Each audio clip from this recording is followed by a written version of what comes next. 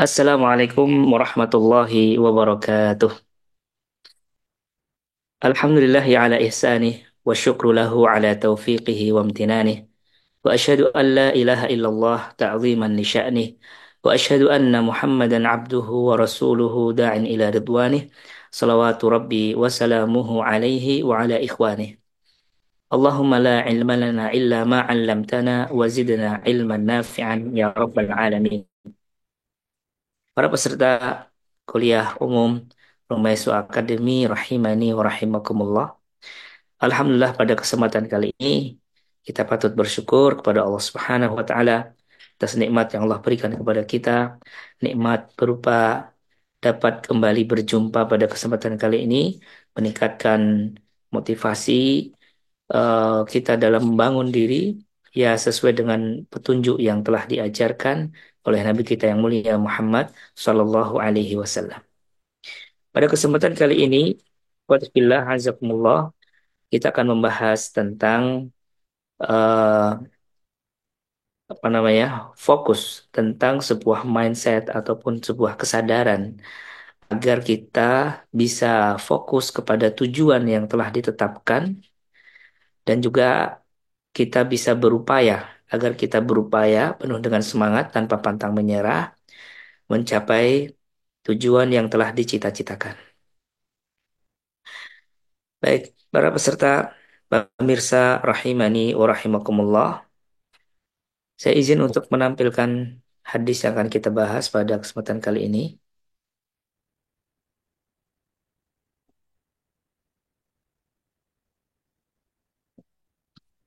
Baik. Nah, hadis tersebut adalah pesan Rasulullah Shallallahu Alaihi Wasallam yang disampaikan kepada sahabat beliau sekaligus menantu beliau, yaitu Ali bin Abi Thalib radhiyallahu anhu. Ya, Ali bin Abi Thalib ini termasuk Khulafaur Rasyidin, termasuk juga menantu Nabi Shallallahu Alaihi Wasallam. Bahkan Ahlul Bait Nabi SAW sepeninggal beliau itu jalurnya dari Ali dan putri beliau yaitu Fatimah radhiyallahu anha. Dan beliau juga termasuk sepupunya Nabi Shallallahu Alaihi Wasallam karena beliau adalah anak pamannya beliau yaitu Abu Thalib. Baik, pemirsa rahimani wa rahimakumullah. Rasulullah Shallallahu Alaihi Wasallam pernah berpesan kepada Ali untuk selalu mengulang-ulang sebuah doa, yaitu doa yang berbunyi Allahumma Allahumma hdini wasaddidni wadhkur bil huda hidayataka tariq wassadada sadada sahmi wassadadi sadada sahmi. Allahumma ya Allah, berikanlah petunjuk dan ya wasaddidni dan ketepatan jalan untukku. Wadhkur bil huda, ingat-ingatlah petunjuk itu. Hidayataka tariq, petunjuk itu adalah jalanmu.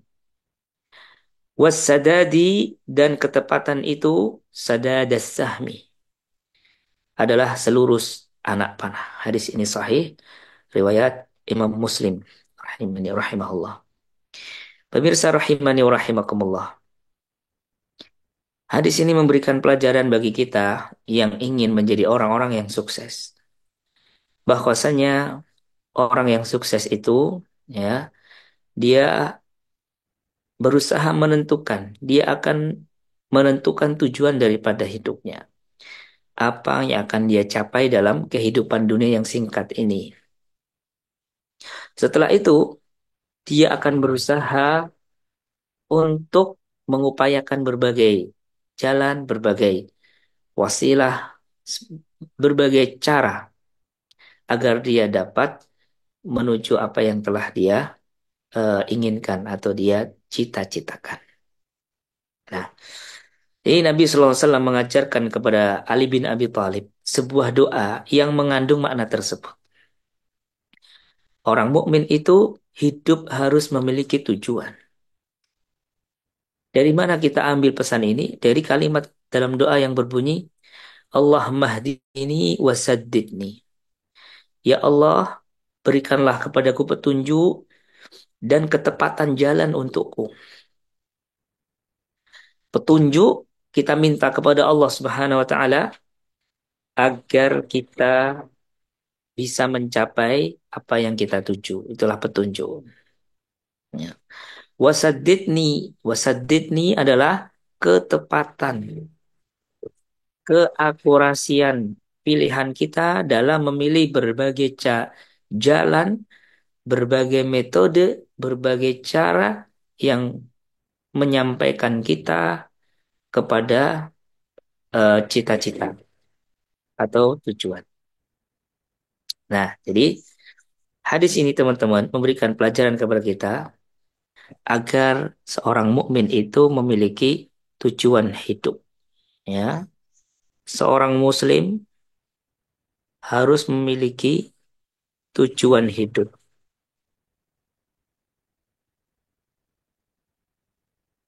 Hmm. Jangan seperti orang yang bingung atau linglung ya, karena tidak memiliki tujuan hidup ini.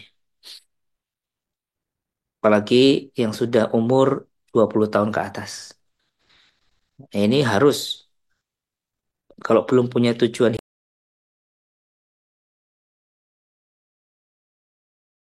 rekan-rekan hanya butuh waktu mungkin hanya 1 jam, 2 jam saja memikirkan apa yang akan dicapai. Ya. Menentukan tujuan hidup. Tentu saja dalam menentukan tujuan hidup ini harus disesuaikan dengan maslahat yang paling besar. Maslahat. Jadi kalau ada sejumlah manfaat kehidupan, maslahat yang akan kita capai, bertumpuk dalam pikiran kita dan keinginan kita, maka carilah sebuah maslahat yang paling besar. Apa indikatornya? Indikatornya adalah maslahat itu jika dicapai, maka insya Allah bisa menjangkau berbagai maslahat yang banyak yang kita juga inginkan. Yang kedua, maslahat tersebut berpotensi menjadi pahala jariah. Pahala yang tidak akan pernah terputus. Nah, begitu. Selanjutnya, dalam memilih tujuan hidup juga disesuaikan dengan bakat dan minat. Ya. Karena untuk menjadi orang yang sukses, Anda harus menjadi diri Anda sendiri. Jangan menjadi orang lain. Kalau Anda ingin seperti orang lain, boleh. Silahkan. Tapi kalau Anda memaksa diri Anda untuk menjadi orang lain, Anda akan kesusahan. Anda akan dibatasi oleh tembok-tembok yang kuat yang akan membatasi kreativitas diri, ya, inovasi Anda, ruang gerak Anda untuk berkembang lebih sesuai dengan fitrah ataupun bakat yang telah Allah Subhanahu wa taala tanamkan kepada diri Anda. Dan yang mana bakat minat yang Allah tanamkan kepada masing-masing hamba ini seringkali berbeda-beda. Ya, maka Anda harus baca bakat minat Anda itu di mana. Hati ketika ditanya Anda ingin menjadi apa. Nah, jadi itu ditanyakan, disesuaikan. Tujuan hidup itu disesuaikan dengan kecenderungan jiwa Anda ini kemana. Setelah direlevankan, disinkronkan dengan maslahat yang paling besar. Nah, begitu. Apakah bakat dan minat itu bisa ditumbuhkan atau dia bawaan? Jawabannya adalah seperti apa yang sudah pengalaman yang sudah berjalan ya kan. Bakat itu bisa berupa kawan bayi ya, berupa naluri yang telah Allah tanamkan sejak diciptakannya kita semuanya. Ya. Tapi bakat itu juga bisa dibentuk. Nah, caranya membentuk bagaimana? Mulai dari inspirasi. Anda bisa terinspirasi oleh seseorang. Anda menjadi tertarik dengan sebuah keterampilan. Seperti misalnya menulis. Yang dulu tidak pernah senang dengan menulis. Ketika pelajaran bahasa Indonesia, itu pelajaran yang paling tidak disenangi misalnya. Di kelas dulu. Tapi ketika melihat di lingkungan, di sekitar, mengenal ada seorang penulis hebat, karyanya luas, ya, banyak orang mendapatkan petunjuk, hidayah, inspirasi dari tulisan-tulisannya. Akhirnya dia muncul kesadaran itu. Nah, ketika sudah pada tahap seperti itu, insya Allah dia akan bisa membentuk bakatnya yang selanjutnya. Membentuk bakat baru, barangkali tidak pernah ada sebelumnya. Bisa saja. Nah, oleh karena itu, teman-teman, kami sarankan, karena bakat itu bisa dibentuk, maka bakat ini harus mengikuti maslahat. Ah, ya, kalau ada sejumlah keinginan yang ingin dicapai, pilihlah yang maslahatnya luas. Itu insya Allah sudah bisa menjadi alasan untuk menyadarkan diri, menemukan bakat. Nah, kan bakat itu kan kesadaran diri, berawal dari kesadaran diri yang paling dalam untuk sebuah tujuan, sebuah apa?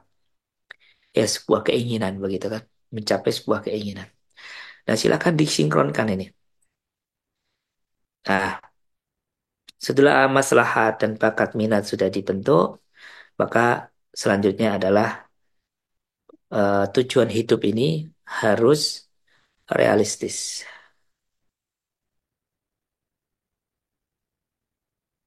ya.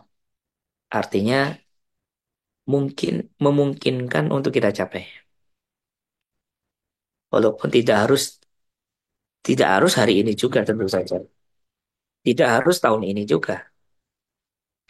Tidak harus 10 tahun ke depan barangkali. Yang penting tujuan hidup ini bisa Anda ukur bahwa ini saya bisa mencapai ini. Insya Allah saya bisa. Dari kemampuan yang saya miliki, dari sumber daya yang ada di sekitar saya, dari relasi yang ada, insya Allah saya bisa.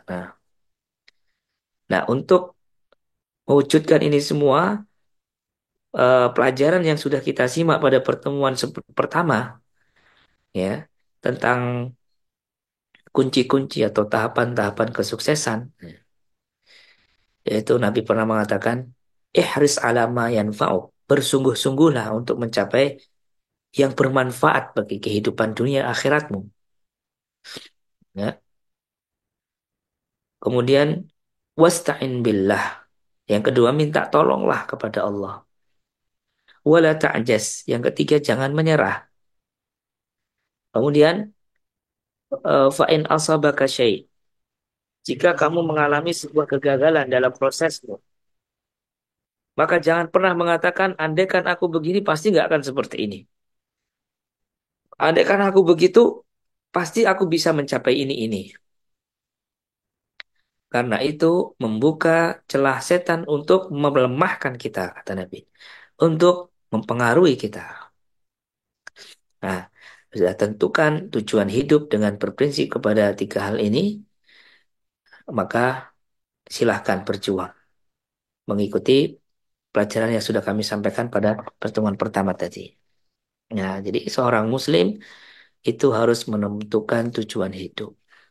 Nah, inilah yang disebut hidayah tadi. Nah, setelah kita memahami bahwa tujuan hidup itu bisa kita bentuk dengan tiga hal ini, karena kita sebagai seorang muslim, hamba Allah Subhanahu wa taala, ada satu tujuan, ada sebuah tujuan hidup yang tidak boleh absen dalam setiap agenda, dalam setiap apa? Plan kehidupan seorang muslim.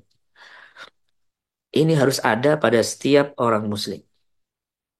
Ya, silahkan Anda bertujuan cita-cita ini, cita-cita itu menjadi penulis, menjadi ingin membangun sekolah, ingin kerja di sini, membangun pabrik, lapangan pekerjaan, silakan. Mana yang paling bermanfaat dan relevan dengan bakat minat Anda? Nah, itu. Silakan dipilih dan realistis. Artinya sumber daya yang Anda miliki mungkin untuk bisa dipakai menuju ke tujuan tersebut. Ada satu tujuan hidup yang harus ada pada diri setiap kita, apapun bakat minat kita, apapun kecenderungan kita, apapun keterampilan kita atau cita-cita kita. Apakah tujuan itu? Tujuan hidup tersebut adalah ya, hmm, mengikhlaskan ibadah hanya kepada Allah,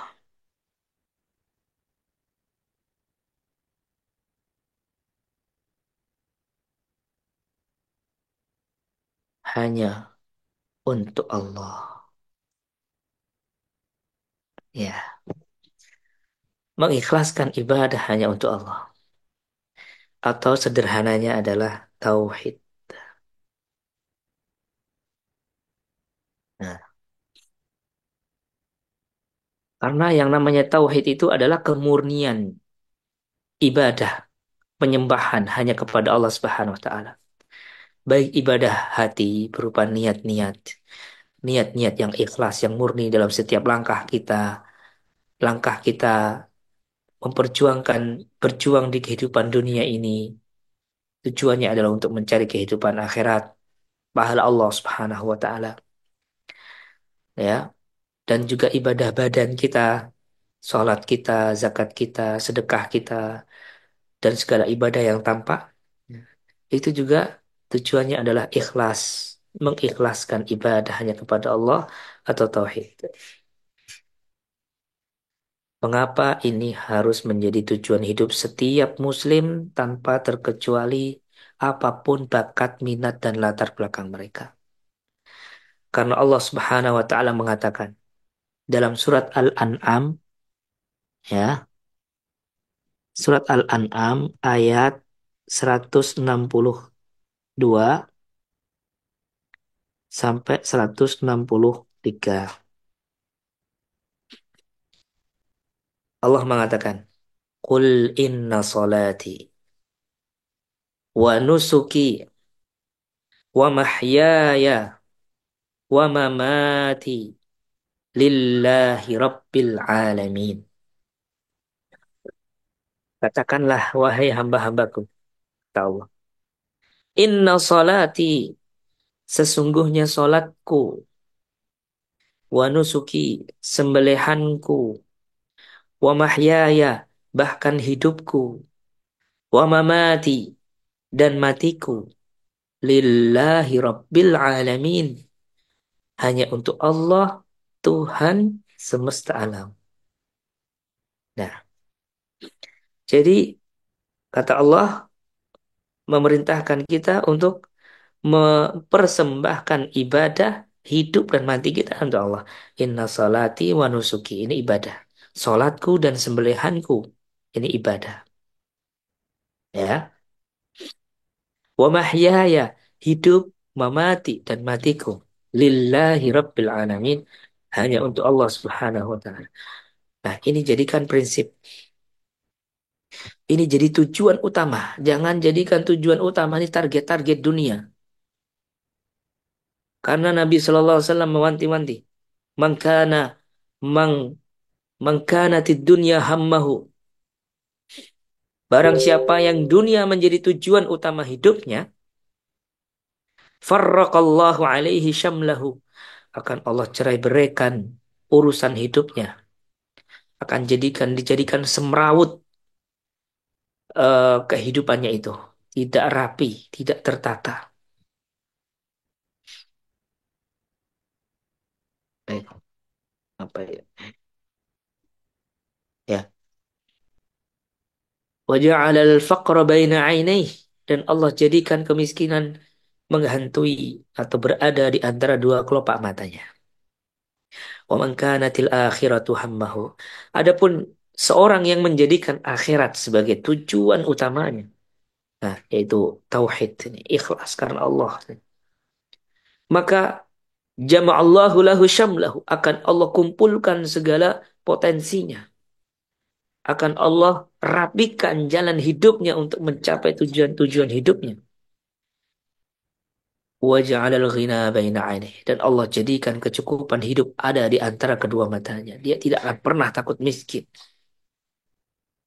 Wa atatid dunya, dan dunia ini akan datang kepadanya wa hiya raghimatun, dalam keadaan dia itu, ya, dia mulia di atas dunia ini. Dalam keadaan dia tidak rakus terhadap dunia. Dalam keadaan dia tidak berminat terhadap dunia ini. Ya diambil sesuai kebutuhan saja. Dia tidak diperbudak, dihina-hinakan oleh dunia. Nah, inilah. Maka teman-teman, ini harus menjadi tujuan utama. Karena Allah bilang apa? Hidupku dan matiku lillah, untuk Allah Subhanahu wa taala. Jadi setelah menentukan berbagai tujuan hidup dengan dasar atau metode yang sudah dipaparkan, maslahat, bakat minat, dan realistis. Maka semua ini harus disinkronkan dengan tauhid. Anda yang bercita-cita ingin menjadi dokter, maka jadilah dokter yang bertauhid, yang ikhlas. Yang dengan profesi kedokter Anda menyembah Allah SWT. Anda beribadah kepada Allah dengan bakat dan minat Anda. Dengan profesi Anda. Yang bercita-cita ingin menjadi pendakwah, maka jangan sampai tauhid ini lepas dari cita-cita Anda. Sembahlah Allah Subhanahu wa taala dengan dakwah Anda, dengan Anda mendidik umat, dengan Anda menjadi guru. Niatkan itu ikhlas karena Allah Subhanahu wa taala. Anda yang ingin menjadi pembisnis, menjadi saudagar, menjadi orang kaya, silahkan. Tapi ingat, mengikhlaskan ibadah hanya kepada Allah, tauhid ini jangan sampai lepas. Sembahlah Allah Subhanahu wa taala dengan bisnis Anda, dengan harta Anda, dengan kekayaan Anda. Belilah surga Allah yang begitu banyak jalannya yang bisa digapai dengan harta Anda ini, ya. Gunakan untuk itu. Nah, ya. Sembahlah Allah Subhanahu wa taala dengan profesi Anda.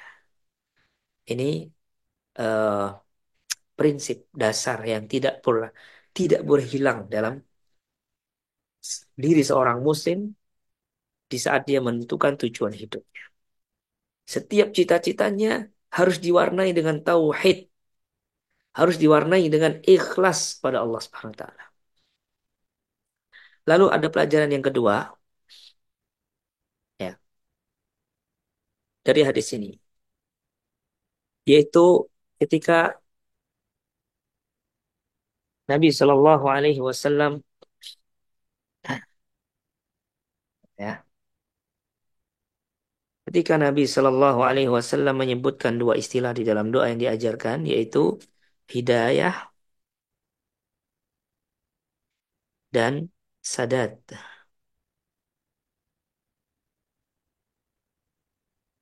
Apa yang dimaksud dengan hidayah? Apa yang dimaksud dengan sadat? Kita coba baca bukunya, ya. Ada penjelasan yang menarik ketika menjelaskan tentang hidayah dan sadat.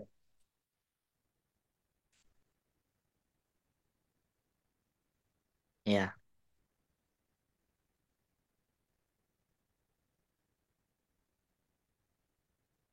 nih. Qala Ibnul Malik Al-Hanafi, Ibnul Malik Al-Hanafi mengatakan, "Wadhkur bil huda, yakni idza sa'altal huda fa'akhtir biqalbik." Ingatlah petunjuk itu, maksudnya jika kamu meminta kepada Allah petunjuk, maka itu harus kamu fahami dengan hatimu.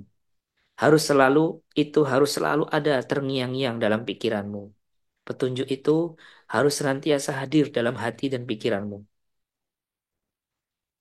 Hidayah takat tariq, karena petunjuk itu jalan, tariquddin, yaitu jalan agama.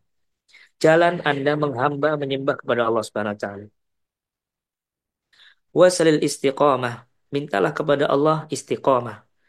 Fihi kama tataharra dzalika fi sulukit tariq khaufan minad dhalal. Mintalah kepada Allah istiqomah dalam Anda berjuang untuk menuju hidayah itu. Dalam Anda berjuang menggunakan hidayah itu untuk menuju tujuan Anda.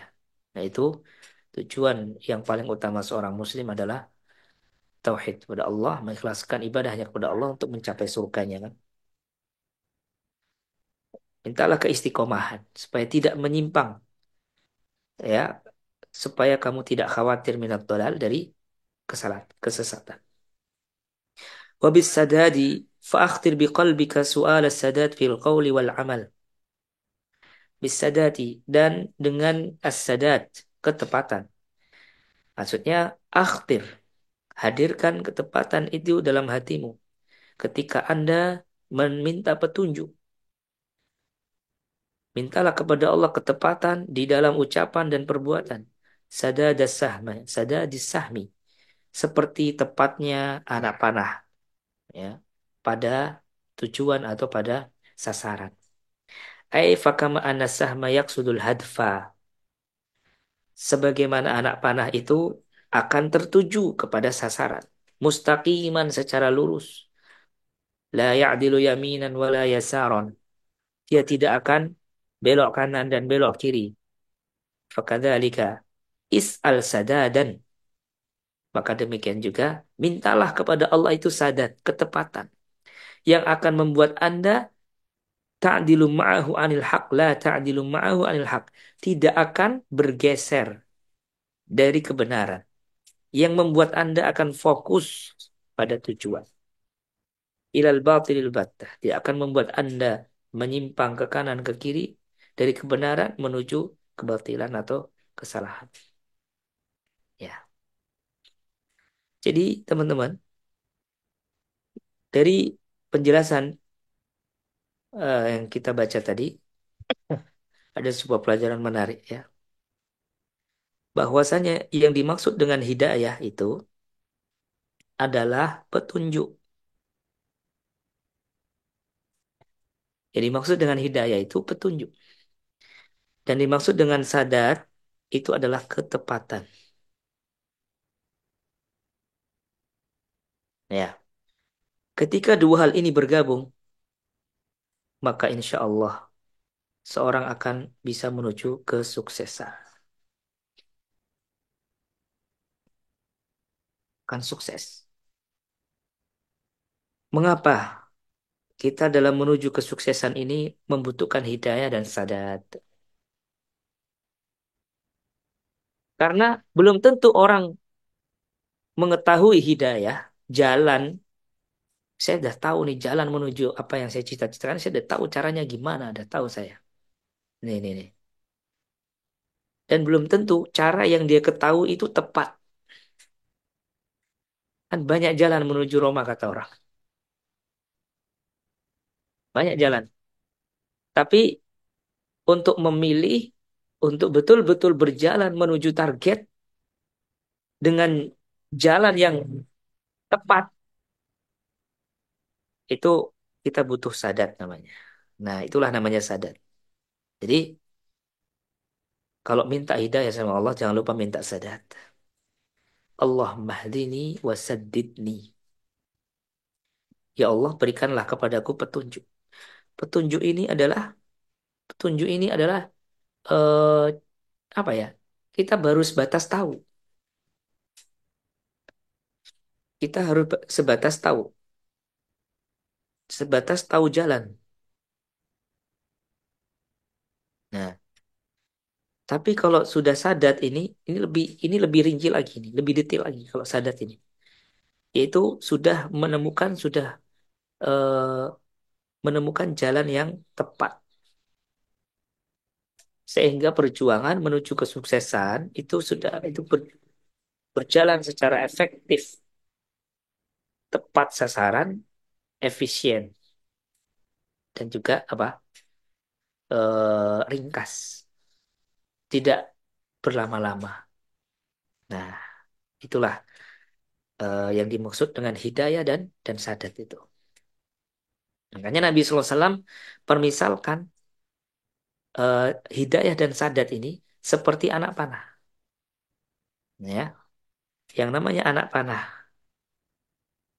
ya, dia ketika melaju, bisa saja dia ke kanan ke kiri, ya kan? Bukan ke kanan ke kiri. Gini maksud saya, ya, saya ralat. Anak panah ketika sudah ditembakkan menuju sasaran, ya kan? Nah, seperti ini. Bisa saja dia memang tujuannya ke sasaran, tujuannya adalah ke target.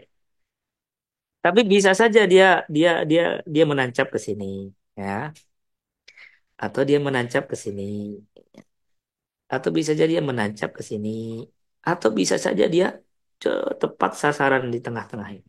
Nah, ini mana yang tepat?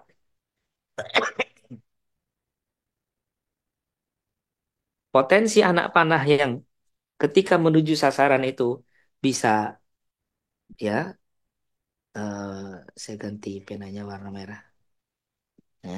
Bisa di sini, bisa di sini, bisa di titik ini, atau bisa tepat kepada sasaran. Itulah hidayah namanya.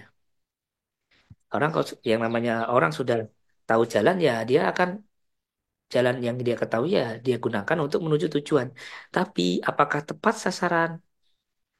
Nah, apakah akurat 100% bisa dia gapai tujuan yang sudah ditentukan? Itulah namanya sadar. Ketika anak panah itu berada di tepat sasaran tengah ini, itulah sadar. Nah, seperti itu teman-teman. Nah, ini juga memberikan pelajaran kepada kita. Kalau sudah menentukan tujuan, kalau sudah menentukan tujuan hidup, maka segeralah disusun. Segeralah disusun eh, cara untuk mencapai tujuan tersebut. Jangan hanya sebatas impian saja. Sementara waktu ini terus berjalan. Gitu. Segera disusun tujuan hidup itu. Dan ketika menyusun tujuan hidup, jangan lupa minta kepada Allah hidayah dan minta kepada Allah sadat. Ya, ini doanya dihafalkan. Allahumma hdini wasaddidni. Ya Allah, berikanlah aku petunjuk dan berikanlah ketepatan jalan untuk menuju kebenaran itu. Karena menuju kebenaran banyak jalan. Atau kita bisa bahasakan menuju kesuksesan banyak jalannya. Seperti itu. Itulah hidayah dan sadar. Lalu hadis ini juga memberikan kepada kita pelajaran tentang fokus.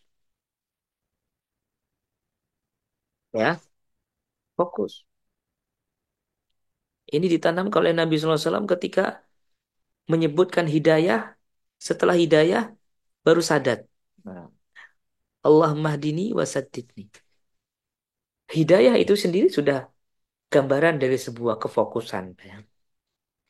Orang menentukan tujuan hidup, minta petunjuk, dia cari jalan apa ya jalan yang bisa saya tempuh untuk menuju eh, tujuan hidup ini. Itu sudah itu sebuah ekspresi terhadap itu sebuah ekspresi kefokusan sebetulnya. Lalu dipertajam lagi kefokusannya dengan sadat ini. Wassadat, ketepatan.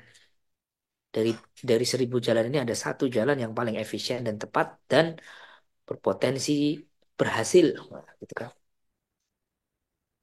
Nah, jadi orang kalau mau sukses itu harus fokus, teman-teman. Fokus. Jangan ke kanan ke kiri. Ketika Anda sudah menemukan sebuah tujuan hidup, nah ini tujuan hidup di sini misalnya ya. Tujuan hidup nih TH. Anda sekarang berada di sini nih. Nah, Anda di sini menuju tujuan itu. Maka fokuslah, fokus ke depan. Ketika di dalam perjalanan ini Anda akan mendapatkan banyak tawaran di sini, tawaran, banyak godaan yang membuat Anda mungkin akan tergiur belok kanan, belok kiri, ya, ya. Maka jangan tergiur kecuali saat Anda sedang berjalan sudah menentukan tujuan dan cara upaya apa saja yang harus saya tempuh untuk bisa mencapai tujuan itu, Yang namanya manusia banyak keterbatasan dalam perencanaannya. Barangkali di awal dia mencatat sejumlah cara untuk saya bisa mencapai tujuan ini. Nah, tapi seiring berjalannya waktu, seiring dia sedang berjuang menuju tujuan hidup apa yang dia tujukan dalam hidup ini, di tengah jalan ternyata ada tawaran-tawaran dari samping kanan, ya, dan samping kiri ini masuk. Nah, dia menemukan hal-hal baru dalam perjalanannya itu. Maka prinsipnya Anda harus tetap fokus kepada tujuan ini. Nih, nggak boleh berubah-ubah tujuan hidup ini. Ya, kecuali kalau memang menemukan masalah yang lebih besar silakan ya. Tapi jangan sering berubah, nanti mulai lagi dari awal. Betul-betul matang tujuan hidup ini. Udah satu ini tujuh. Ketika ada tawaran dari samping kanan, samping kiri masuk, Anda baca, Anda perhatikan, Anda pertimbangkan. Apakah tawaran kanan, tawaran kiri, hal yang ada di kanan, yang ada di kiri selama Anda berjalan menuju kesuksesan ini, relevan nggak dengan tujuan Anda? Apakah akan semakin memudahkan nggak dengan tujuan hidup Anda? Kalau semakin memudahkan, silahkan ambil. Tapi kalau ternyata itu justru memalingkan Anda dari tujuan hidup, walaupun Anda dibayar mahal, walaupun Anda diberi fasilitas yang wah, maka jangan diambil. Seorang muslim harus teguh pendirian. Ya. Nabi SAW ketika berdakwah di Mekah, di saat Abu Talib ditekan, paman beliau yang menjadi tumpuhan Rasulullah SAW dalam berdakwah di Mekah itu Abu Talib kan, orang yang paling beliau apa ya, orang yang sangat melindungi, orang yang paling melindungi Nabi SAW dalam dakwahnya itu Abu Talib. Berbagai cara digunakan masyarakat Quraisy untuk membendung dakwahnya Nabi SAW di Mekah. Mulai dari cara yang halus, cara yang kasar, ya kan? Semuanya sudah dicoba semuanya. Sampai-sampai pada tahap Abu Thalib ditekan supaya menyerahkan sepupunya ini, ya, ponaannya ini. Kami nggak akan bisa ngapa-ngapain Muhammad kalau Anda masih di belakang Muhammad. Serahkan kepada saya. Nanti akan saya ganti dengan orang yang lebih pintar dari Muhammad. Anak muda yang lebih cakep, lebih cerdas, lebih kaya, lebih banyak uang sebagai anak angkat Anda. Kami kasihkan untuk Anda. Tapi serahkan Muhammad SAW. Kalau tidak, maka ada ancaman yang ditujukan kepada Abu Thalib dan Muhammad SAW. Ya, Abu Thalib ini sudah puncak-puncaknya tekanan kepada Abu Thalib. Abu Thalib bilang kepada Muhammad, Muhammad, le sini le. Tadi masyarakat, tokoh-tokoh masyarakat datang kepada saya, minta kepada minta kepada saya untuk menyampaikan pesan kepada kamu le supaya wis mandeka le dakwah gitu. Wis leren. Sudahlah, tidak usah berdakwah lagi, kerja aja nggak apa-apa, kerja nikah sudah, nggak usah mendakwahkan. Ikuti budaya yang sudah berjalan saja. Tidak usah mendakwahkan. Ini pesan dari mereka. Saya hanya menyampaikan saja. Maka Muhammad SAW, Rasul kita yang mulia SAW menyampaikan apa? Lau wada'ul qamara fi yamini wa syamsa wada'ul syamsa fi yamini wal qamara fi yasari. Andaikan mereka meletakkan matahari yang begitu besar ini di tangan kananku dan bulan di tangan kiriku, aku tak akan pernah meninggalkan dakwah ini. Nah, itu Rasulullah. Fokus tujuan. Ada tawaran kanan kiri, nggak relate dengan tujuan, beliau tolak. Nggak peduli nilainya, nominalnya. Ya. Begitu seorang Muslim itu. Mengikuti sunnah Rasulullah jangan hanya cuma jenggotnya, pakaian saja. Iya, itu kita ikuti semua dari kehidupan Nabi SAW adalah keteladanan bagi kita. Tapi perilaku, karakter, mindsetnya Rasulullah SAW itu juga harus kita tiru. Itu adalah sunnahnya Nabi SAW. Yang kalau kita tiru dengan niat mengikuti Nabi itu jadi ibadah. Selain itu bisa membantu kita lebih sukses, memudahkan hidup kita, itu juga kita beribadah kepada Allah dengan mengikuti sunnah Nabi SAW. Jadi harus fokus pada tujuan. Nah, sehingga hidup Anda ini betul-betul manfaat. Tidak mengulang, mengulang, mengulang. Mulai lagi dari nol, mulai dari nol lagi. Waktu berjalan terus. Waktu tidak akan pernah mengulang. Ya, maka kalau sudah menemukan satu tujuan, wis konsisten. Tadi kata Al-Malik, Imam Malik Al-Hanafi tadi, bahwasanya Pak yang dimaksud dengan sadat ini juga adalah istiqomah selain ketepatan. Ya, ada maknanya juga istiqomah. Ketepatan istiqomah karena tidak semua orang dapat sudah tahu petunjuknya terus dia istiqomah kan. Nah, inilah fokus teman-teman. Nah, seperti itu. Nah, eh yang terakhir dari pelajaran hadis ini, oh bukan, bukan. Ini masih yang fokus. Saya masih bicara tentang fokus ya. Ada satu eh, makna lagi, nilai lagi yang bisa kita petik dari sini tentang fokus itu. Itu Nabi bilang apa? Wadhkur bil huda hidayataka thoriq. Ingat-ingatlah petunjuk itulah jalan. Kalau sudah mendapatkan petunjuk, petunjuk itu diingat-ingat. Jangan suka lupa sama petunjuk tuh. Petunjuk itu harus ada terus dalam pikiran kita. Petunjuk ini caranya gini, gini, gini. Difahami betul petunjuk itu. Ya, bukan sekedar dihafalkan. Kalau Anda sekedar menghafalkan, Anda akan lupa. Tapi kalau Anda memahami, Anda nggak akan pernah lupa. Difahami petunjuk itu. Nah, sudah harus hadir terus dalam pikiran. Wassadadi. Dan Anda harus ingat terus sadat itu. Ketepatan. Ya, dari sekian cara sudah Anda pilih. Menurut prasangka kuat Anda atau keyakinan Anda, inilah jalan yang paling ringkas. Paling tepat. Paling mudah menuju kesuksesan saya ini.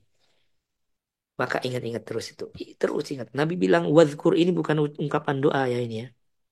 Doanya itu ini saja. Allahumma hdini wasaddidni ini. Terus Nabi berpesan kepada Ali, wadhkur bil huda. Ingat-ingat terus tuh petunjuk yang sudah kamu dapatkan ya. Wassadadi dan sadat yang sudah kamu temukan tuh ingat-ingat terus. Sadadas sahmi. Sadat itu adalah seperti tepatnya anak panah pada sasaran. Nah, ini kan juga pesan yang mengandung makna apa? Fokus. Ya, jadi ada tiga pelajaran yang kita bisa petik daripada hadis yang menjadi motivasi. Hadis yang kita bahas pada pertemuan pagi hari ini. Bahwa seorang muslim harus menentukan tujuan hidup yang tujuan itu bisa dibentuk dengan mempertimbangkan maslahat yang paling besar, bakat dan minat Anda, dan realistis. Yaitu sesuai dengan sumber daya yang Anda miliki dan relasi yang ada di sekitar Anda. Dan satu lagi yang harus kita ingat di dalam menentukan tujuan hidup, bahwa semua tujuan hidup yang kita tentukan berdasarkan tiga prinsip tadi, itu harus relevan, itu harus menuju tauhid. Tauhid atau mengikhlas kepada Allah itu menjadi niat dasar yang harus mewarnai semua tujuan hidup seorang muslim. Yang kedua, hadis ini juga bicara tentang sadat dan hidayah, yaitu sadat itu petunjuk, yaitu seorang sebatas tahu jalan menuju kebenaran atau kesuksesan, dan sadat itu adalah ketepatan menuju kebenaran itu, dan juga keistiqomahan dalam kita berjuang menuju apa yang dicita-citakan. Lalu yang ketiga, fokus. Seorang muslim harus fokus ketika fokus. Seorang itu harus fokus menuju tujuan hidupnya. Sebagaimana anak panah yang dia akan fokus kepada sasarannya. Sebagaimana pendekatan hidayah dan sadat yang Nabi ungkapkan di sini, bahwa hidayah itu adalah menuju tujuan, tapi sadat itu lebih fokus daripada sekedar hidayah. Ya, demikian yang bisa kami sampaikan. Barangkali masih ada sisa waktu jika ada pertanyaan dari pemirsa kami persilahkan. Baik Ustaz, Alhamdulillah teman-teman kita sudah menyimak kajian dari Ustaz Ansori yang pada pagi hari ini kita belajar mengenai hadis Ali yang dimana seorang muslim itu harus memiliki tujuan hidup yang jelas yaitu mengikhlaskan niat kepada Allah lalu kemudian kita harus mengiringinya dengan hidayah, petunjuk dan kemudian fokus. Nah silakan teman-teman apabila ada pertanyaan. Oh ini Ustadz ada yang resen. Monggo, Silahkan. Umu Siti Linda. Ya, monggo silahkan.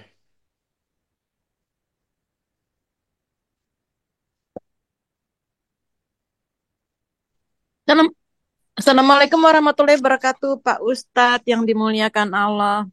Semoga Waalaikumsalam Pak warahmatullahi Ustadz wabarakatuh. selalu berada dalam keadaan sehat walafiat dan berada dalam lindungan Allah. Amin ya Rabbal Alamin. Amin. Apaan Pak Ustadz? Izin Ya, bertanya ya. agak sedikit keluar tema Pak Ustadz ya. Mhm. Apabila hamba Allah diberikan ujian em, lalu gagal, maksudnya kurang bersabar, eh, tidak tidak fokus ya Pak Ustadz. Bagaimana ya Pak Ustadz penyelesaiannya? Apa maksudnya merasa gagal dengan ujiannya itu bagaimana ya Pak Ustadz? Mohon nasihatnya. Jazakallah khairan katsira. Baik. Ya, yang pertama sebuah ayat yang kita semuanya tahu ya insya Allah, yaitu ayat yang berbunyi, "Wa ma tasha'una illa an yasha Allah." Apa yang kamu inginkan itu tidak akan tercapai kecuali yang Allah kehendaki. Kecuali Allah menghendaki. Nah, kita harus harus memahami, harus betul-betul meresapi ayat ini bahwasanya tidak semua yang kita inginkan itu pasti tercapai. Kita semua siap untuk sukses, tapi tidak semua orang siap untuk gagal. Orang yang berlian, orang yang mahal, orang yang tinggi harga dirinya, orang yang tinggi martabatnya, adalah orang yang bukan hanya siap menuju kesuksesan, tapi siap juga untuk kegagalan, menerima kegagalan. Karena untuk siap siap menjadi sukses, tidak perlu menjadi orang hebat dulu, tidak perlu mental yang kuat, gitu loh. Untuk siap mendapatkan nikmat itu. Tapi kalau siap menerima kegagalan, ini betul, ini adalah ciri apa ya, jiwa yang kuat, jiwa yang tabah, pribadi yang berkualitas. Nah, jadi tidak semua yang kita inginkan itu tercapai. Jika Allah tidak menghendaki, maka tidak tercapai. Disinilah manfaat iman kita kepada apa? Takdir. Bahwa apa yang kita alami, kata Nabi SAW, itu sudah dicatat oleh Allah 50.000 tahun sebelum diciptakannya semesta alam ini. Apa yang akan terjadi? Jika itu terjadi, apa akibatnya? Jika itu tidak terjadi, lantas apa akibatnya atau apa hasilnya? Apakah sesuatu yang apa namanya sebetulnya terjadi ternyata tidak terjadi itu nanti apa akibatnya semua sudah Allah tentukan semuanya. Apa yang Allah A- takdirkan tidak akan pernah meleset dari kita, ya. Yang tidak Allah Afan, takdirkan tidak akan pernah mengenai kita. Gimana Ibu? Afan Pak Ustadz, maksud Ana cita-citanya kan pengen masuk surga gitu ya Oh Pak gitu. Ustadz. Iya, Terus cita-citanya kan pengen masuk surga, tapi ujiannya berat banyak. banget gitu Pak Ustadz. Oh ya, Maksudnya itu kan kalau masuk surga kan hatinya harus lurus atau hatinya harus bersih. Tapi kan misalnya nih Pak Ustadz, hmm? anak dicoba misalnya ada orang maki-maki gitu ya Pak Ustadz. Ya, Tapi anak jadi kesel, jadi dendam gitu ya Pak Ustadz. Kan padahal dendam nggak boleh, harus memaafkan gitu. Tapi susah gitu loh Pak Ustadz. Nah kepengennya ya, kan masuk surga gitu Pak Ustadz. Insya Tapi Allah. iya kok jadi susah gitu loh Pak Ustadz. Maksud Oke, anak oke. gitu. Itu Mm-mm. gimana ya Pak Ustadz? Ya. Baik Ibu, caranya ya, agar kita tabah dan kuat menuju surga Allah SWT ini, kita perlu kondisikan hati kita sadarkan diri kita bahwa surga itu memang perjuangan, ya. Karena surga itu puncak kesuksesan. Di dunia saja, mungkin ibu sudah sampai karir yang setinggi ini barangkali, ya. Rekan-rekan yang sudah sampai kesuksesan yang sampai tahap ini barangkali kan ya. Untuk menuju sana kan, itu banyak lika-liku yang kita jalani, gitu. Dan kita tidak menyerah untuk itu. Ya. Nah, ibu, ibu siapa namanya? Mohon maaf. Umu Siti, Omo Siti berada di Amerika ya. Amerika. 6. Ya, ya, Berat Pak Ustadz di sini dakwah ya, perjuangannya berat banget karena betul, betul.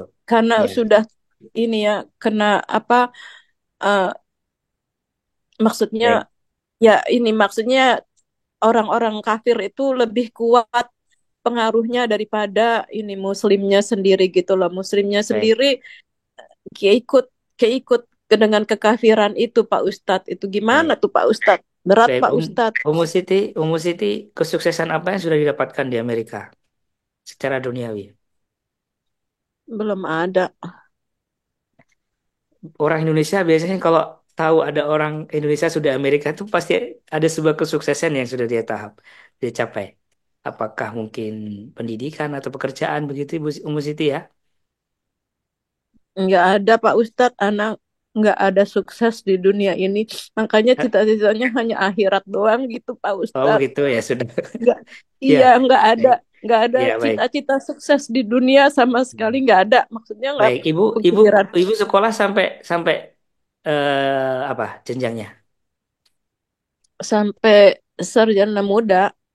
Oh, saya muda ya, baik. Tapi Kita nggak harus, penting lah mm, itu karena sekolahnya juga sekolah orang kafir gitu loh Pak Ustadz. ya, betul, Nggak ini maksudnya bukan betul, nggak ada ini agama sama sekali gitu. Jadi ini ya, anak bisa hijrah itu alhamdulillah dapat hidayah dari Allah. Tapi alhamdulillah. perjalanannya itu susah sekali Pak Baik. Ustadz.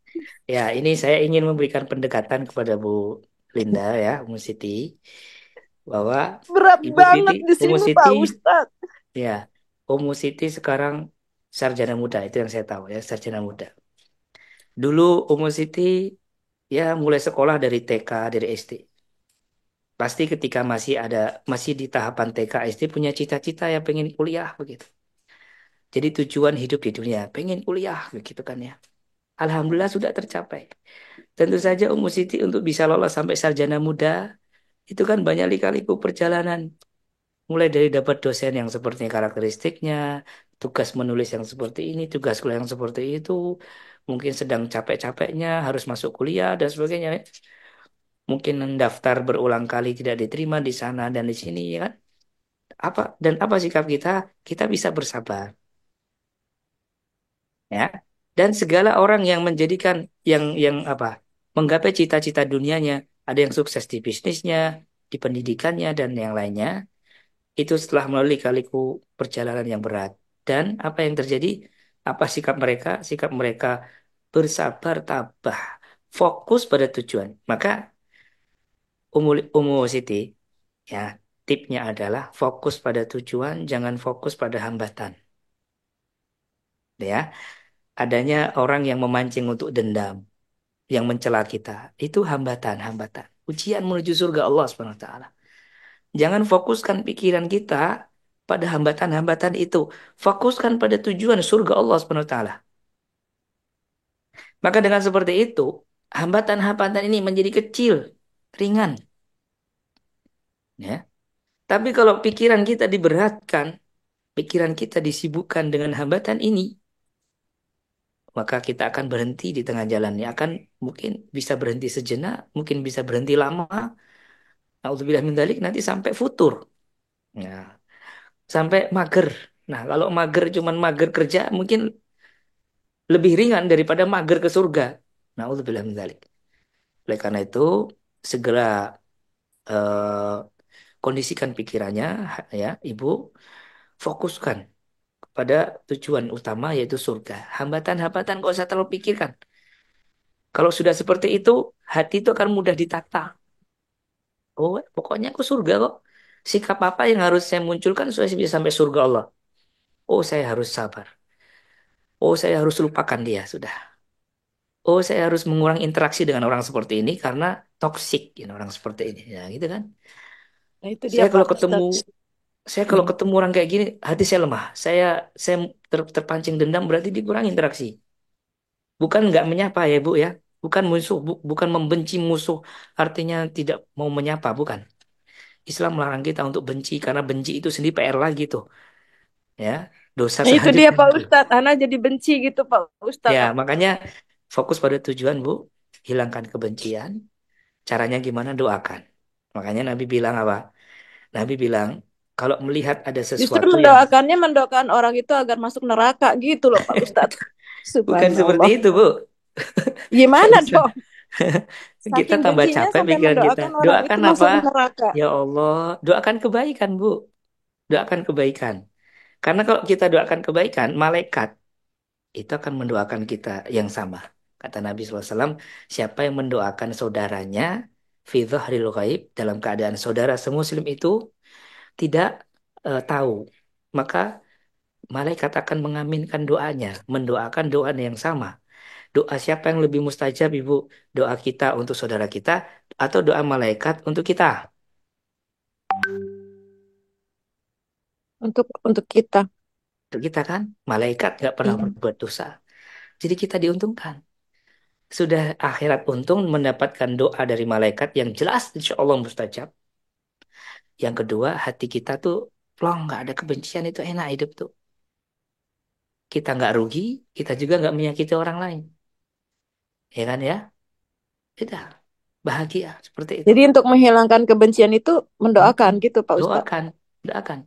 Nabi SAW bilang, kalau kamu melihat ada nikmat yang lebih pada saudaramu kan bilang apa? Falyubarik. Ucapkan barakallah, barakallah. Karena kenikmatan lebih pada saudara itu kan membuat kita terpancing hasad lah atau apa. Ucapkan barakallah, masya Allah, barakallah fi. Semoga Allah berkahi ya. Itu kan edukasi dari Nabi kepada kita supaya kita membersihkan hati, hati terkondisikan, terhindar dari kebencian dan hasad itu. Nah itu Bu. Ya, triknya adalah supaya kita nggak terlalu dibebani oleh hambatan ke surga ini, ya, fokus pada tujuan, kemudian kurangi interaksi. Kurangi interaksi, cari orang-orang yang kalau kita bergaul sama dia, hati bersih, hati tenang, hati bahagia. Ya kan? Tapi supaya tidak disalahpahami, jangan maksudnya kurang interaksi ini bukan membenci.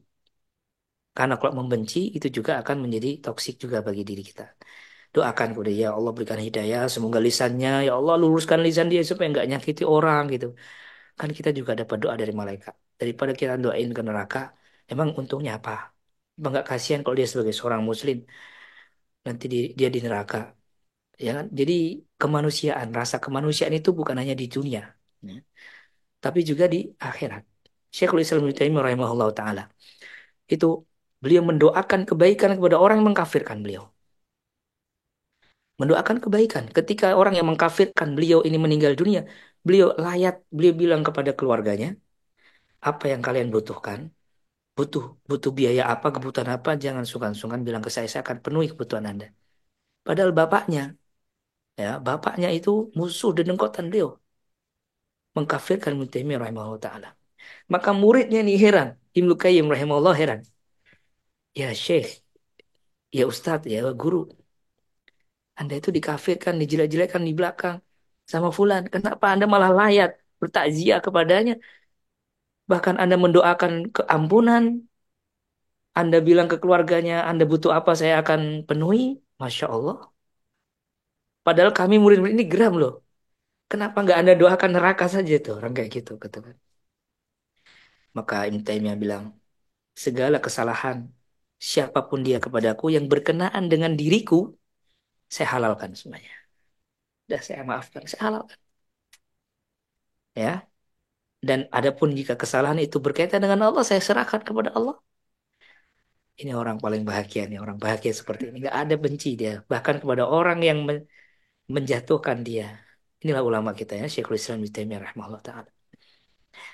Yang lebih tinggi daripada itu Rasulullah SAW ya Ibu ketika Fathu Makkah 10 tahun setelah beliau terusir dari kampung halaman di Makkah, beliau menaklukkan kota Makkah membawa ribuan, ratusan ribu pasukan ya.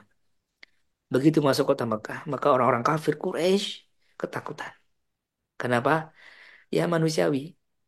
Dia berpikir barangkali Muhammad akan dendam sama kita ini, kita jelek-jelekkan, kita usir dia dari tanah kelahirannya, ya kan ya.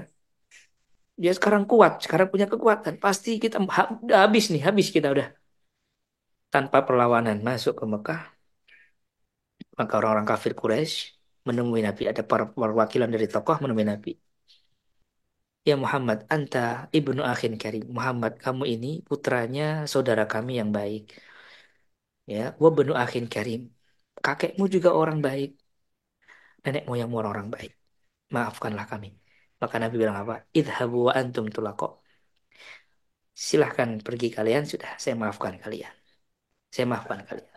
Saya maafkan kalian seperti Nabi Yusuf alaihissalam, seperti saudaraku Yusuf memaafkan saudara-saudaranya. Nah, inilah prinsip Islam. Inilah ajaran Islam yang menyentuh kepada mental kita. Kalau kita betul-betul hayati, kita akan menjadi pribadi yang sangat kuat. Lebih kuat daripada pribadi-pribadi yang dibentuk dengan prinsip-prinsip metode-metode pembangunan diri, self development yang ditulis oleh orang-orang Barat. Nah, itu ya Bu ya. Jadi intinya adalah fokus pada tujuan surga Allah, jangan terlalu fokus pada hambatan, segera bersihkan hati, hilangkan kebencian, doakan kebaikan, ya kan ya, dan mulai dikurangi interaksinya. Nah, mungkin itu Memaafkan itu semoga susah bisa banget Pak membantu. Ustadz. Susah, susahnya Susah di mana? banget Pak Ustadz. Ya, supaya nggak susah, makanya interaksinya dikurangi, Bu. Ya, bertahap, bertahap. Interaksinya dikurangi, itu kan ya. Tapi bukan untuk membenci, tidak bersapa ya. Artinya ketika WA ya salam, assalamualaikum. Sebentar, assalamualaikum. Karena Nabi melarang kan selain mendiamkan lebih dari 3 hari kan dilarang. Nah begitu. Kalaupun harus mendiamkan 3 hari, ya, tidak boleh lebih dari 3 hari. Jadi mulai dikurangi saja. Interaksinya mulai dikurangi. Nanti hati sudah terkondisikan, mulai berlatihlah untuk tidak membenci. Caranya gimana? Doakan kebaikan. Setiap ada orang yang memancing saya untuk hasad sama dia, dendam sama dia, doakan kebaikan. Habis itu fokus tujuan. Kenapa itu kita capai? Karena untuk mencapai surga dari situ. Mungkin Allah ingin menjadikan sebagai amalan andalan Bu Linda ya, Umu Siti.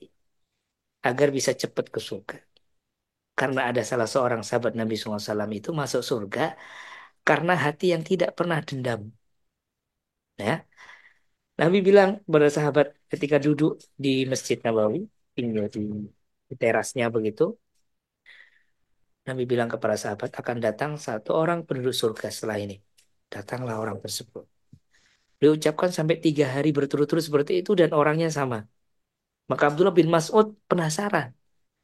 Amalan apa gerangan yang menjadikan orang ini dijamin masuk surga oleh Nabi SAW? Maka Ibn Mas'ud izin bisa nginep di rumahnya. Pura-pura bahwa dia dimarahi sama bapaknya ya. Bapakku marah-marah, saya pengen nginep rumah antum aja ya. Ya silahkan nggak apa-apa. Ya nginep dari situ selama 3 hari. Ternyata selama 3 hari dicek, orang ini nggak punya amalan spesial. Waktunya tahajud tidur. Waktunya puasa sunnah juga nggak puasa sunnah. Ya. Siang hari kerja ya kerja. Wayai sholat ya sholat begitu. Jadi nggak ada amalan sunnah tambahan yang spesial gitu. Biasa-biasa saja amalannya. Yang penting kewajiban-kewajiban Islam dia tanamkan. Akhirnya hari ketiga dia pamit. Dia pergi. Hari ketiga dia tanya, sebetulnya Anda ini punya amalan apa? Nabi bilang seperti ini kepada Anda. Ya, Anda ini dijamin masuk oleh Nabi. Amalan apa sebetulnya ya? Ya setelah dia sok kaget Nabi bilang seperti itu dia bilang, Anda nggak punya amalan apa-apa. Ya seperti yang Anda lihat selama Anda bertamu di sini. Itu amalan saya sudah nggak ada yang lebih. Akhirnya orang ini pun Ibnu Abdullah bin Mas'ud ya sudahlah kalau gitu saya anu ya saya pamit pulang gitu. Ya sudah, ya silahkan. Pamit baru beberapa langkah dari pintu rumah itu dipanggil lagi. Ya Abdullah, ya Abdullah, ya Abdullah, sini sini.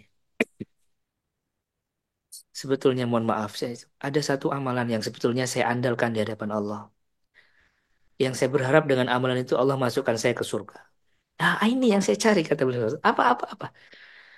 Yaitu saya tidaklah keluar dari rumah kecuali saya tidak pernah membenci seorang pun. Nah, ini kata beliau Masud. Ini yang menyebabkan Anda masuk surga. Nah, itu ya, Ibu ya. Kan pengen masuk surga. Fokus surga, maka segala segala upaya yang bisa kita mendekatkan ke surga tak masalah kita coba. Oh berat, ya berat namanya surga. Tapi kita mampu la yukallifullahu nafsan illa wus'aha. Allah tidak akan membebani hambanya di luar kemampuannya. Ibu pasti bisa, ya pasti bisa, insya Allah. Tolong doain Pak Ustadz. Ya, semoga Allah berikan Tolong kemudahan. doain Ana masuk surga Pak Ya, Ustadz. Nanti kalau Pak amin, Ustadz duluan yang amin. ke surga, tolong Masya Allah, tanyain Allah Ana ada di mana gitu ya Pak belum Ustadz. tentu Umu itu, Siti belum Linda tentu. gitu Pak Ustadz. Ya, belum tentu kita saling mengingat nanti ketika di surga. Belum tentu saya sebagai yang mengisi di sini lebih baik ya, lebih kurang dosanya, lebih sedikit dosanya belum tentu. Kita semuanya sama-sama berjuang membersihkan diri dari dosa-dosa dan mengharap ridha Allah. Semoga kita dikumpulkan di sini, juga dikumpulkan di surga Allah SWT. Kita saling memberikan syafaat, saling mengingat insya Allah. Ya, amin. Jazakallah Baik. khairan kasih Pak Ustadz. Ya, Assalamualaikum. jazakallah khair. Waalaikumsalam warahmatullahi wabarakatuh. Ada satu lagi. Baik, jazakumullah khairan Ustaz untuk jawabannya dan semoga Bu Siti dipermudah untuk menyelesaikan masalahnya. Kemudian Amin. monggo Ibu Selvia Ulta, silakan untuk bertanya langsung kepada Ustaz. Oke, Assalamualaikum warahmatullahi wabarakatuh. Salam. Waalaikumsalam warahmatullahi wabarakatuh. Iya Ustadz, ini saya mau bertanya ya. Jadi saya tuh kan masih mungkin ini agak sedikit melenceng dari materi sebelumnya, tapi ada sih keterkaitan. Nah, di sini kan saya tuh masih bingung dengan tentang manhaj salaf itu sendiri ya. Apa yang membedakan dengan hal yang lain? Sedangkan saya pribadi misalnya ketika pengen bergabung nih dengan manhaj salaf ini kan saya tuh dari dulu eh, pengen pengen bergabung di Manhaj Salaf, tapi saya masih punya kekurangan di mana saya tuh masih sering mendengarkan musik gitu loh Ustadz. Jadi kadang tuh saya tuh karena dari kecil tuh udah kecanduan musik banget dari SD itu kalau tidur tuh dengar dengar radio kayak gitu terus sehingga kadang tuh eh, tiba-tiba tuh ya kalau mau hafalan tuh ya kadang susah juga nah kayak gitu Ustadz. Sehingga pengen tahu aja sih kayak kiat-kiatnya mendengarkan musik dan kenapa sih dari sekian banyak itu di Salaf sendiri mengharamkan musik itu sendiri itu loh Ustadz. Dan Ya. saya tuh pengen biar istiqomah konsistennya ini gimana caranya biar nggak dengerin musik karena ini tuh udah bertahun-tahun gitu. Jadi supaya kebiasaan itu bisa berkurang itu gimana sih tahapannya itu. Oke. Maaf ya Ustadz. Ya, terima kasih Ibu Mbak Sylvia atas pertanyaannya. Iya. Yang pertama, sebelum menuju musik ya, yaitu tentang salaf itu. Sebetulnya manhaj salaf itu apa ya? Jadi manhaj itu artinya metode. Salaf itu adalah orang-orang yang lebih dahulu daripada kita. Nah, jadi manhaj adalah metode. Metode apa?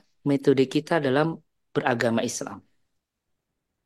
Adapun salaf yang dinisbatkan kepadanya metode ini, maknanya adalah orang-orang terdahulu. Dan tentu orang yang terdahulu lebih dulu daripada kita banyak. Setiap orang yang lebih dulu mati daripada kita adalah salaf. Ya, simbah kita salaf kita yang sudah meninggal gitu kan ya. Nenek moyang kita ya salaf kita juga dan seterusnya. Nah, salaf ini maksudnya yang seperti apa batasannya? Yaitu mereka adalah yang hidup di tiga generasi emas Islam, yaitu para sahabat Nabi SAW, kemudian muridnya para sahabat, yaitu tabi'in, lalu yang ketiga adalah tabi'ut tabi'in, muridnya tabi'in. Ya, Nabi SAW mengatakan, khairul quruni qarni. sebaik-baik masa adalah masaku. Tsummal ladzina yalunahum. Lalu masa setelahnya, di masa tabi'in. Tsummal ladzina yalunahum. Dan kemudian masa setelahnya, yaitu tabi'ut tabi'in. Jadi 3 generasi awal Islam dari zaman sahabat, tabi'in, dan tabi'ut tabi'in. Nah, inilah yang disebut dengan salafus soleh. Ini ya, salafus soleh. Jadi beragama Islam dengan bermanhaj salaf itu adalah ber, eh, beragama Islam dengan metode pemahaman Islam, pengamalan Islam yang sebagaimana yang dijalankan oleh para salafus saleh itu. Nah, itulah yang disebut manhaj salaf. Dan cara beragama Islam yang seperti ini adalah cara beragama Islam yang paling sempurna, yang paling bersih. Ya. Kenapa? Karena ibaratnya Islam itu seperti air yang mengalir dari mata airnya. Jadi ketika air itu baru muncul dari mata airnya, dari embungnya, dari umbulnya, dia sangat jernih sekali. Dan dia terus mengalir memanjang sampai ke muara menuju laut. Begitu dia sampai sudah semakin panjang jalan sungai yang dari muara tersebut dari mata air tersebut semakin kotor, semakin kotor, semakin kotor, semakin kotor. Nah, orang yang berusaha mengamalkan Islam mengikuti manhaj salaf itu seperti seorang yang mengambil air langsung dari mata airnya itu. Jernih dan bersih. Nabi SAW sudah mewanti-wanti dalam sabdanya, iftaraqatil yahud ala iftaraqatil nasara ala ihda wa sab'ina firqatan. Kaum Nasrani terpecah menjadi 71 golongan. Waftaraqatil yahud ala ithnan wa sab'ina firqatan. Orang-orang Yahudi terpecah menjadi 72 golongan. Waftaraqati hadhil ummah waftaraqat hadhil ummah dan umat ini akan terpecah menjadi 73 golongan. Kulluha finnar, semuanya menuju neraka illa wahidah, kecuali satu. Kecuali satu. Jadi 72 itu ke neraka, satu ke surga. Tapi 72 itu adalah muslim semuanya. Nah, karena Nabi masih bilang ummati, terpecahlah umatku ini. Nah, hanya saja metode-metode mereka dalam berislam ini beraneka ragam, tidak murni mengikuti ajaran Rasulullah SAW. Nah, illa wahidatun, kecuali satu. Para sahabat bertanya, siapakah mereka ya Rasulullah? Nabi mengatakan, ma ana alaihi yauma wa ashabi. Yaitu orang-orang yang berislam seperti Islamnya aku sekarang ini dan Islamnya para sahabatku. Nah, alhamdulillah ya, Mbak Selvi, jadi Mbak Selvia ya, sudah menyadari tentang manhaj salaf. Ini mahal banget ini dalam hidup kita. Tidak semua orang bisa mendapatkan. Dari sekian miliar orang Islam di dunia ini yang mendapatkan hidayah kesadaran beragama Islam yang murni berapa? Berapa persen? Tidak banyak gitu kan. Maka bersyukur alhamdulillah Allah sayang pada Mbak Selvia. Karena Iya, Allah Ustaz. Nabi mengatakan innallaha yu'tid dunya liman yuhibbuhu wa man la yuhibbuhu. Sesungguhnya Allah berikan dunia ini kepada siapapun, kepada yang mencintainya dan yang tidak mencintainya. Walakin Allah yu'til al-imana yu'tid dina liman yuhibbuhu. Akan tetapi Allah hanya memberikan iman, memberikan agama, petunjuk ini hanya kepada yang betul-betul mencintai Allah Subhanahu wa taala. Nah, alhamdulillah. Selanjutnya masalah musik. Iya, Ustaz. Bertahap ya, Mbak Sylvia, dalam berubah itu bertahap. Ya, seperti kita mengalami berbagai perubahan dalam kehidupan ini, dari satu kesadaran berikutnya, ya kan? Dari kekurangan menjadi sadar, itu proses yang kompleks, proses yang panjang. Nah, itu. Ya, yang penting jangan mundur ke belakang. Terus fokus kepada tujuan untuk meningkatkan kualitas kita terutama di hadapan Allah. Yaitu dengan apa? Meningkatkan kualitas diri di mata Allah ya dengan apa? Dengan takwa. Ya kan? Apa tuh takwa itu? Takwa itu maksimal dalam menjalankan perintah Allah, maksimal dalam meninggalkan apa? Seluruh larangan Allah. Allah. Nah, untuk menuju maksimal itu kan proses kompleks yang panjang perjuangan. Dan Mbak Sylvia nggak sendiri kok. Nggak sendiri. Alhamdulillah Mbak Sylvia punya satu modal yang sangat kuat. Dan saya yakin Mbak Sylvia bisa meninggalkan musik setelah ini. Yaitu Mbak Sylvia menyadari bahwasanya musik itu haram. Hmm. Betul seperti itu Mbak Sylvia? Betul Ustaz, cuma kadang tuh karena udah ketagihan gitu. Ya, Apalagi kalau betul. sendiri itu sering muncul tiba-tiba. Alhamdulillah. Alhamdulillah. Tapi kalau lagi Hmm. gabung sama teman-teman apa gimana gitu, ya nggak pengen dengerin Pak. Karena kan saya di sini kan di Solo ya. Di Solo tuh kayak ngekos sendiri, jadi kayak sepi gitu ya dengerin lagi gitu. Oke. Itu Ya. susahnya di situ. Alhamdulillah sudah ada kesadaran itu tuh modal yang sangat besar itu. Tinggal disesuaikan diri ini dengan mulai dikurangi sedikit demi sedikit demi sedikit seperti itu. Hmm. Pelan-pelan, nggak apa-apa. Yang penting fokus. Insya Allah bisa. Caranya bagaimana? Mbak Sylvia mengikuti pelajaran saya yang pertama nggak? Belum Ustadz, baru Ya, kali ini. nanti bisa dibuka di Rumeso TV di playlistnya apa namanya Mas? Kuliah Umum Rumeso Academy. Nah, ada videonya itu yang bagian pertama itu tentang tahapan-tahapan yang ditentukan oleh Nabi SAW supaya kita sukses dalam segala apapun. Oke. Yaitu yang saya sebutkan tadi ya, wala apa namanya, ihris ala ma yanfa'uk, bersungguh-sungguh untuk mencapai apa yang menjadi manfaat untukmu. Kalau di sini bersungguh-sungguh meninggalkan musik, sungguh-sungguh itu yang pertama. Yang kedua, kalau sudah sungguh-sungguh wasta'in billah, minta tolong sama Allah. Ya Allah, hamba menyadari bahwa saya musik ini haram ya Allah. Tapi hamba ini lemah. Hamba ini manusia yang lemah, sudah terpengaruh. Kalau engkau tidak memberikan kekuatan kepada aku nggak akan bisa apa-apa ya Rasul. Ya Allah, tolonglah aku untuk bisa meninggalkan musik. Doa sama Allah. Wasta'in billah, minta tolong sama Allah. Karena ini berat, karena kata Mbak Selvia, ini sudah kecanduan sejak kecil. Ini berat, saya juga memahami ini sangat berat. Maka minta sama Allah SWT, karena kita ini lemah. Setelah itu, wala ta'jas. Kalau sudah berjuang sungguh-sungguh, minta tolong sama Allah sudah dilakukan terus menerus continue, maka yang ketiga jangan lemah, jangan menyerah, ya.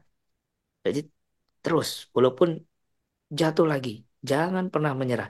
Jatuh lagi, istighfar lagi, bertobat pada Allah, istighfar lagi, bertobat kepada Allah SWT. Setiap setiap terjatuh dalam musik lagi, istighfar sama Allah SWT.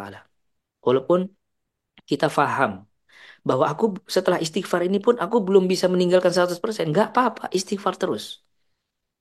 Astagfirullah, astagfirullah, tubillah, ya Allah, saya jatuh lagi. Istighfar lagi, istighfar lagi.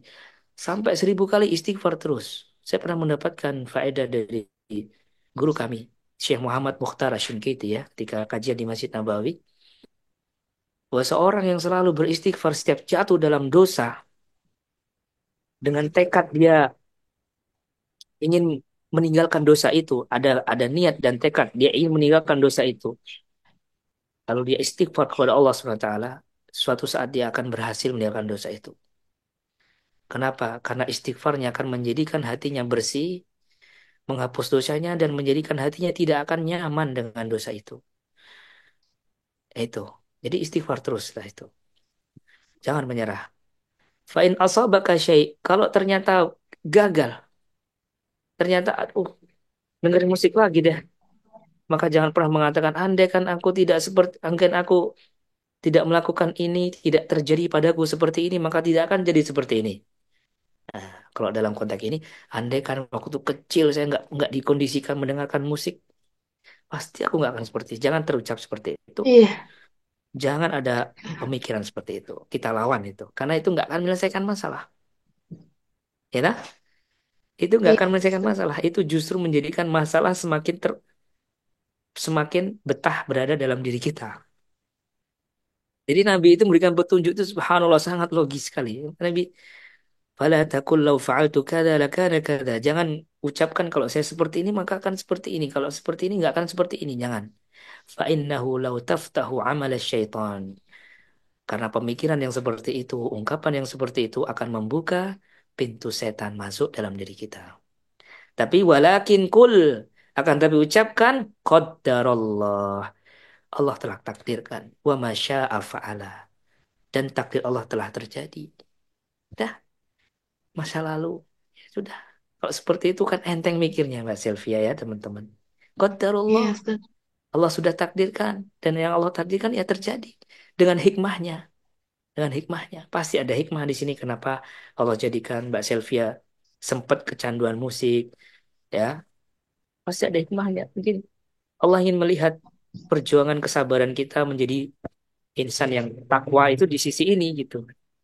Dengan seperti ini kita menjadi peluang, punya peluang untuk berjuang demi Allah menjadi mujahidah, ya mujahidah menuju jalan Allah dengan dari konteks dosa ini. Insya Allah, saya yakin Mbak Sylvia bisa eh, melepas daripada musik ini. Ya Baik, mungkin Ustaz. tambahan secara teknis Mbak Sylvia ketika mungkin ditambahkan dengan mendengarkan murotal. Dengarin aja, walaupun nggak begitu fokus mendengarkan murotal, nggak penting di kamar setel aja dulu murotal itu. Insya Iya. Allah itu akan mulai mengurangi. Karena menurut penelitian juga ya, Mbak Sylvia bisa baca di jurnal-jurnal ya, bisa mudah Hmm. diakses di Google Scholars atau di mana, bahwasanya bacaan Al-Quran itu juga itu sangat bisa menenangkan pikiran. Dampaknya kepada pikiran itu betul-betul bisa mengusir stres, ya.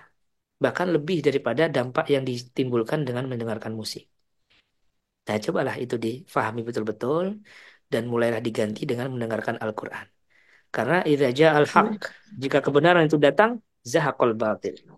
Kebatilan akan pergi. Ya, mulai dipersering murotalnya, insya Allah musiknya akan pergi. Itu ya, Mbak Sylvia. Selamat Baik, berjuang ya. Ustaz. Terima Semoga Allah kasih. berikan pertolongan kemudahan. Amin. Baik, saya rasa cukup pertemuan kita pada pertemuan kali ini. Mohon maaf jika ada kurang dan salah.